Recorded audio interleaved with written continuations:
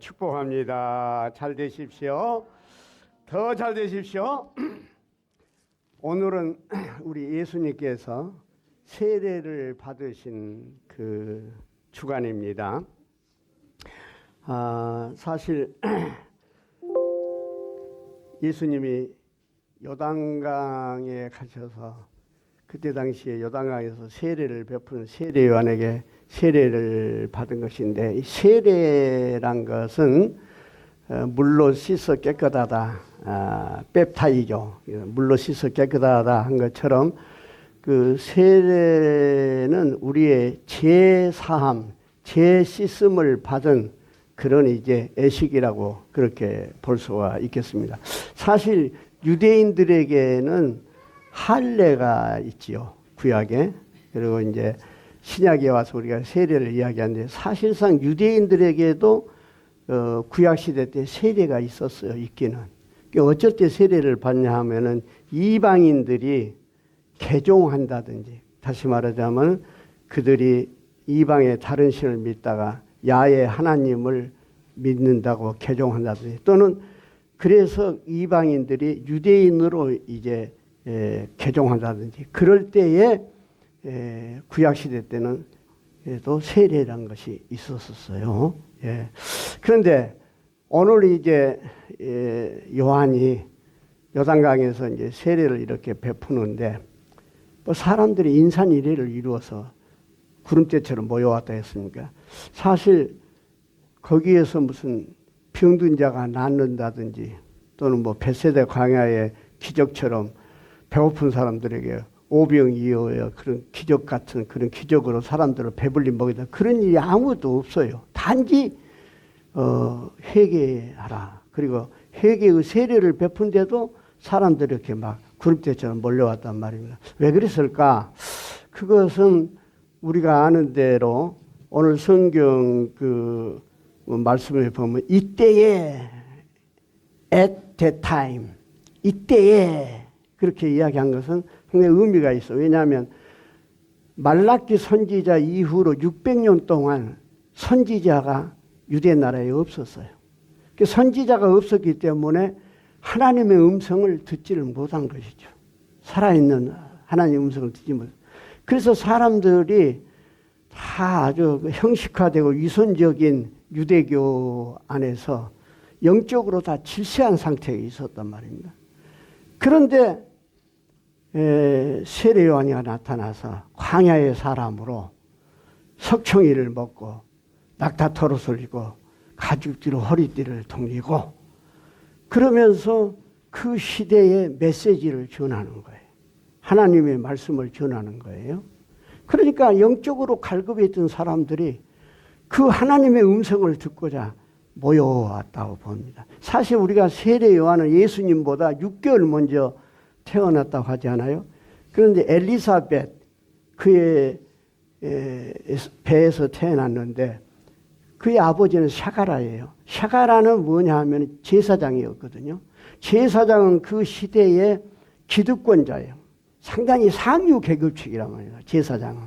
그렇기 때문에 그때 시대는 직업이 세습제였기 때문에 세례 요한은 가만히 있어도 아버지 사가라의 뒤를 이어서 제사장이 될 수 있는 사람이고, 이 세상에서 기득권을 가지고 편안하게 잘 살 수 있는 사람이라고 볼 수 있어요.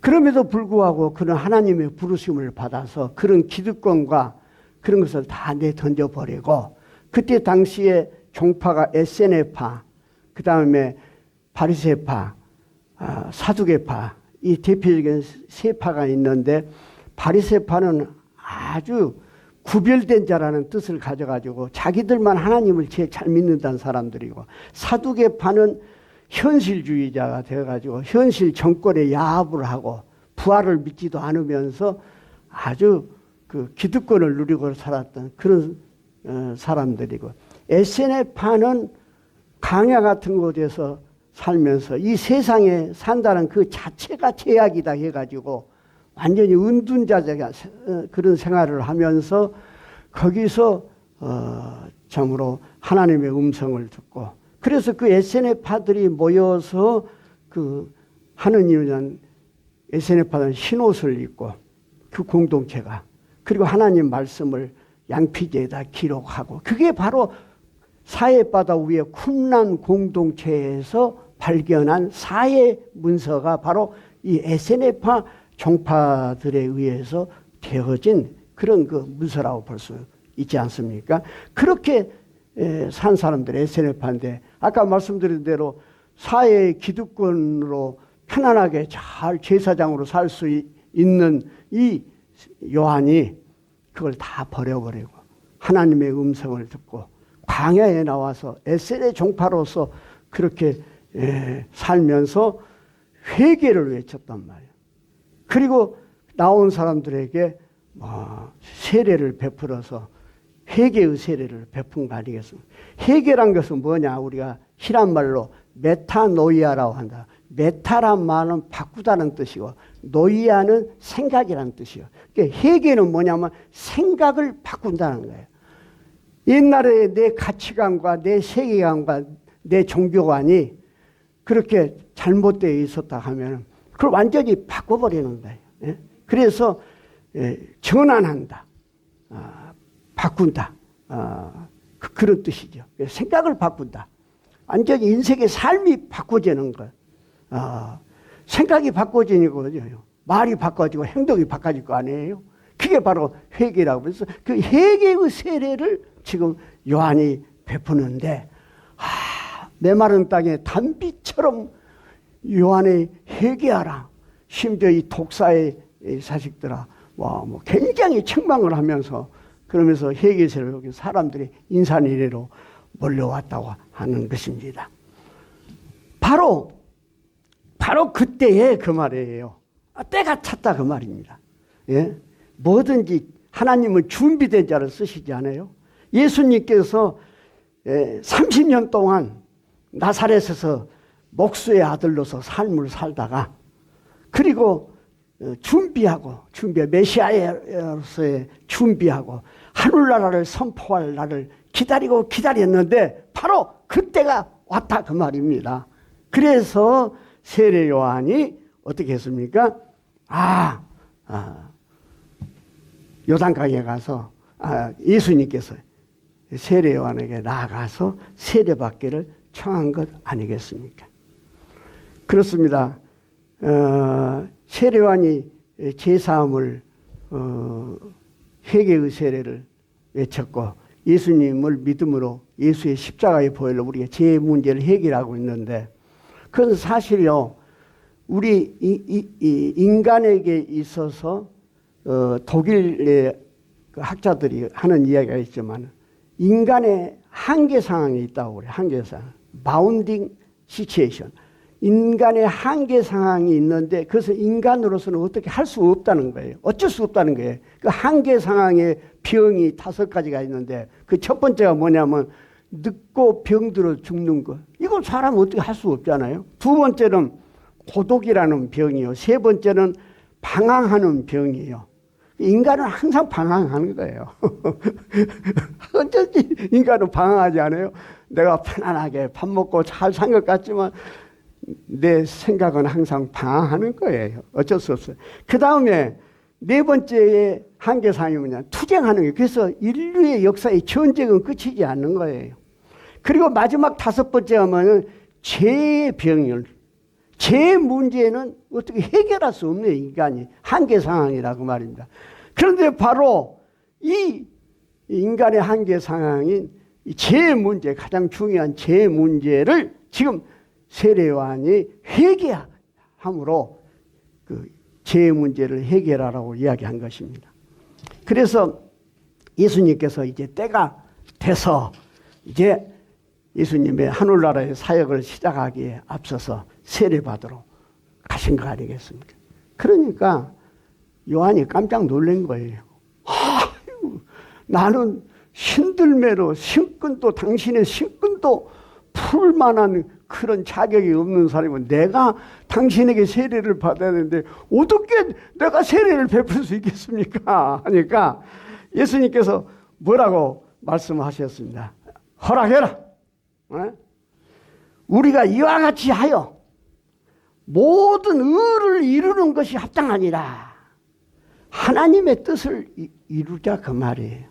그렇습니다. 우리가 하나님의 뜻을 이루는 데는 높고 낮음이 없고 무슨 뭐 계파가 없고 말이죠. 뭐 남녀가 없고 말이죠. 예? 젊고 늙음이 없어요. 하나님의 뜻을 우리가 이루는 데 있어서는 어떤 문제도 거기에 걸침돌이 되어서는 안 돼야 될 줄로 믿습니다. 우리가 하나님의 뜻을 이루는 데서는 내 자존심이고 나의 어떤 인간적인 어떤 욕심이고 인간적인 명예고 무슨 나의 어떤 다 접어야 되는 거예요.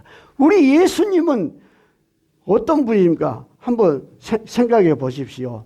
예수님은 창조주이세요. 요한은 피조물입니다. 예수님은 빛이세요. 요한은 뭐요? 빛의 증인에 불과합니다. 예? 메시아의 전령에 불과한 거예요. 그런데 하나님의 뜻을 이루기, 하나님의 의를 이루기 위해서 예수님이 세례 요한에게 가서 세례를 받았다고 하는 이야기는 아주 참으로 위대한 하나님의 역사라고 볼 수 있으며, 참으로 우리가 하나님의 뜻을 이루기 위해서는 어떻게 해야 되느냐? 낮은 자리로 내려가야 된다는 것을 여기서 우리가 배워야 한다고 생각합니다. 네. 이 세상은요, 계층 사회예요. 뭐 지연, 학연, 무슨 여러 가지 이유가 많이 있지 않아요. 진영. 그리고 이 세상은 어떻게 하려냐면 어떻게 하든지 올라가려고 하는 세상이에요. 예? 낮아지려고 하기보다는 올라가려고 하면서, 그래서 계장이 되면 가장이 되고 가장이 되면 부장이 돼야 되고 말이죠. 그래서 어떻습니까? 왜? 내가 더 큰 부자가 되고 그러기 위해서는 새치기를 막 하고 앞지르기를 하고 그런 세상이지 않습니까? 네? 그래서 안드레 머레이라고 하는 사람이 그런 이야기를 했어요. 뭐라고 이야기했냐면, 이 세상에서 가장 어려운 일이 있다 하면 그것은 뭐냐? 내려가는 것이다. 그런 이야기를 했어요. 사실 이 세상에서 올라가기는 그런 대로 괜찮아요.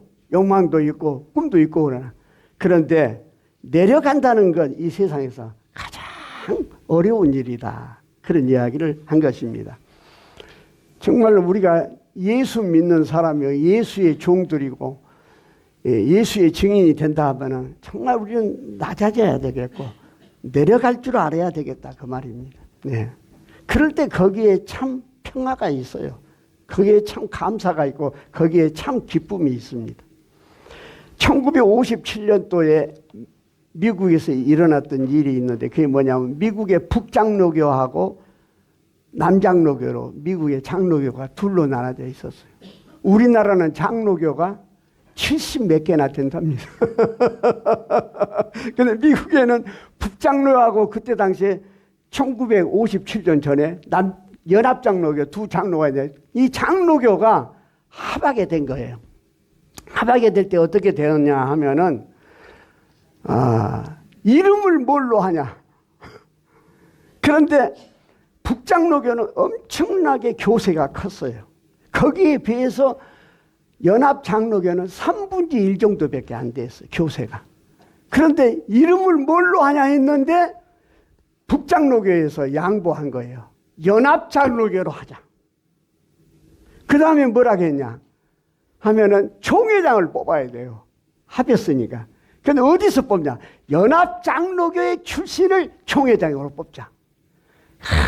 참 미국 장로교가 연합되었다는 것은 너무너무 아름다워요. 그런데 우리나라는 같은 장로교끼리도 같은 합하려고 해도 얼마 전에도 들어보니까는 다 합해도 될 것 같은데 뭐 조그마한 이해관계 때문에 또 나눠지고 하는 것을 보면 참 안타고요. 정말 우리가 낮아질 줄 알 때에 그때 우리가 연합을 이루게 될 줄로 믿습니다. 여러분 생각해보세요. 예수님, 하나님이 누구 밑에? 세례 요한의 턱 밑에 내려가서 세례를 받는다는 거예요. 그럼 세례 받을 때 어떻게 해요? 그 밑으로 내려 무릎 꿇고 앉아야 될 거 아니에요. 이건 참말로, 이건 정말로 위대한 역사인 것입니다. 그렇게 해서 예수님이 세례를 딱 받으니까 세 가지 현상이 나타나는 거예요. 뭐냐? 하늘이 열렸다. 하늘이 열렸다. 첫 번째요. 어쩔 때 하늘이 열립니까? 성경에 보면 기도할 때 하늘이 열렸어요. 엘리야가 가멜산에서 기도할 때 하늘이 열리고 불이 내렸잖아요. 기도하면 하늘이 열립니다. 두 번째, 어쩔 때 하늘이 열리냐? 우리가 온전한 11조를 하나님 앞에 드릴 때 하늘 문을 열고 하늘이 열려서 축복해 주신다고 했어요. 세 번째 뭐냐? 우리가 세례 받을 때 하늘이 열린다고 했어요. 오늘 예수님 세례도 하늘이 열렸다 했잖아요. 네. 우리는 하늘이 열리고 열린 하늘을 바라보고 우리 영안이 열려서 열린 하늘을 바라볼 수 있는 그런 영성이 충만하기를 주의 이름으로 축복합니다. 네. 그 다음에 두 번째가 예수님 세례받을 때 나타나는 현상이냐, 성령이 비둘기같이 임했다 그랬어요. 비둘기같이. 여러분 바티칸에 있는 성 베드로 그 교회에 우리가 가봐서 알겠지만은 저는 거기 가서 무슨 뭐 다윗상도 있고 뭐 여러 가지 뭐 아주 아름다운 미술품도 있지만은 저는 감동받은 게 뭐냐면 마지막에 보면 말이죠. 비둘기가 있는데 그 비둘기에 성령이 임하는 모습이 거기에 다 환하게 벽에 이렇게 되어 있거든요. 그거 볼 때 저는 굉장히 감동을 많이 받습니다.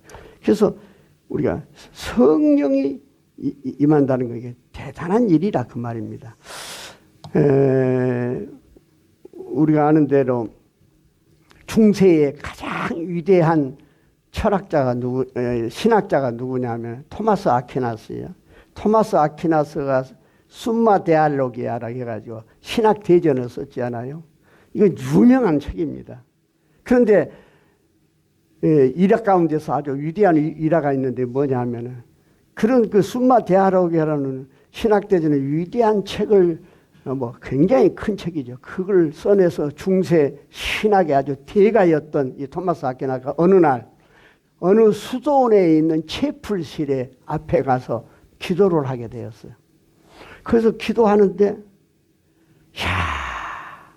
그전에는 지식적으로 학문적으로 예수님 연구하고 성경서 풀이하고 신학을 했던 이 사람이 그 기도 중에 성령의 체험을 한 거예요. 그때 그 비둘기 같은 성령의 체험을 하고 그때부터 토마스 아퀴나스는 매일 그 수도원 채플실 앞에 와서 기도하기 시작한 거예요. 그리고 성령 체험을 하고 난 후에 그가 하는 말은 무슨 말하냐면 내가 지금까지 신학을 했고 숨마 데알로기라는 위대한 신학 대전을 썼는데 이것은 내가 성령을 받고 보니까 잔문에 불과하다. 그렇게 이야기를 한 거예요. 그렇게 그가 49살 때 그래서 하루도 안 빼고 매일 그 수도원 채플에 와서 앞에 와서 성령의 충만함을 받고 하나님과 연교를 나눴어요. 속삭이 하나님하고 속삭이고 하는데 딱 1년 된 50살이 됐을 때 그 자리에서 기도하는 가운데 그 영혼이 천국으로 가서 1년 동안 정말 성령 충만히 받고 연교를 계속하다가 그가 세상을 떠났지 않습니까? 놀라운 역사인 것입니다.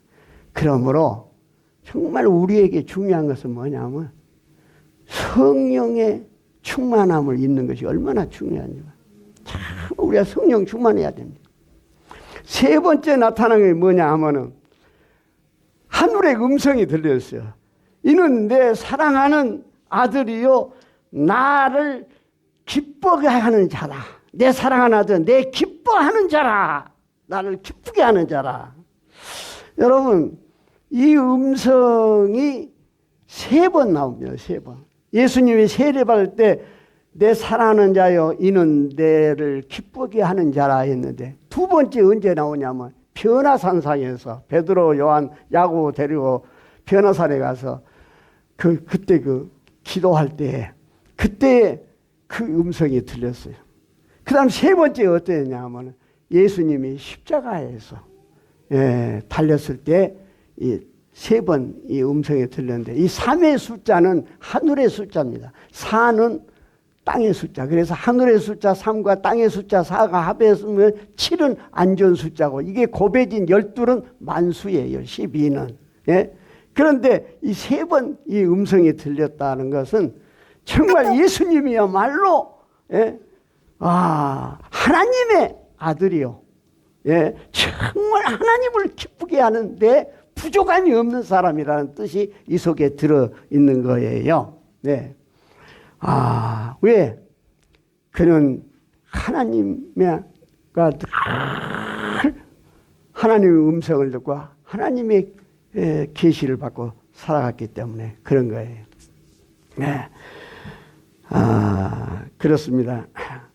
우리가 정말 남은 인생을 살아갈 때에 이렇게 하늘을 바라보고 우리 영안이 열리고 성령으로 충만하게 받고, 그리고 우리가 항상 기도하고 성경 말씀 공부하고 책을 읽는 가운데서도 꿈속에서라도 하나님의 영음을 들을 수 있는 그런 믿음의 세계가 우리의 남은 인생이 돼야 되지 않느냐 하는 생각을 갖습니다.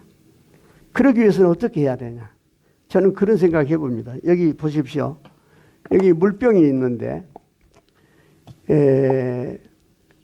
서양 철학은 사람을 이원론으로 이야기합니다. 6과 0으로만 이야기해요. 그런데 바울 사도는, 우리 기독교는 뭐냐면 3원론입니다. 곧 6과 혼과 0으로 이야기해요. 그래서 3가지로 이야기를 하는데, 그걸 비유적으로 이야기한다면 이 물병이 있다 하면요, 이 물병은 6이라고 생각해요. 사락스 6이라고 생각해요. 그리고 이 물병 안에 들어있는 이 물이 있잖아요. 이것은 마인드, 혼이에요. 혼이라고 생각합니다. 그리고 이 물병에 비어있는 이 부분 있잖아요. 이것은 바로 하늘과 통하는 거예요. 이 공간이기 때문에, 하늘과 통하기 때문에 이것은 영의 세계라고 볼 수 있는 거예요. 그래서 우리가 이 육이 무너지면 어떻게 됩니까? 이 속에 들어있는 것도 다 쏟아져 없어지죠. 그러나 이 공간에 있었던 영은 하늘과 연결되기 때문에 하늘나라로 간다 그 말입니다. 그래서 우리가 욕심을 버리고 세상 것을 버리고 육의 것을 버리란 것은 무엇이냐 하면은, 이 육 안에 이 세상적인 것이 가득하니 차버리면 공간이 없으면 영과 통할 수 있는 공간이 없다 그 말입니다. 공간이 없잖아요. 그래서 이것이 비어 있을수록 육 안에 담을 것, 우리가 의식주 문제 같은 걸 육을 갖고 있으면 해결해야 되니까 담을 것은 담아야 되지 않아요. 담 때 어느 정도만 담아 있어야만이 그 공간이, 영의 공간이 이것이 허락이 된다 그 말이에요. 그런데 그래서 우리가 세상 욕심을 버리고 적게 채워졌을 때, 육의 적은 것으로 채워졌을 때 우리의 영성의 사람이 더 충만하게 될 수 있다는 이야기입니다. 그와 같이 우리가 남은 인생 정말 영성의 사람이 돼서 하늘의 음성을 듣고 또 성령이 항상 충만하고, 그리고 하나님의 참으로 참 영음을 들으면서 살아갈 수 있는 복된 남은 인생이 되기를 주의 이름으로 축복합니다. 기도하십시다. 하나님 아버지,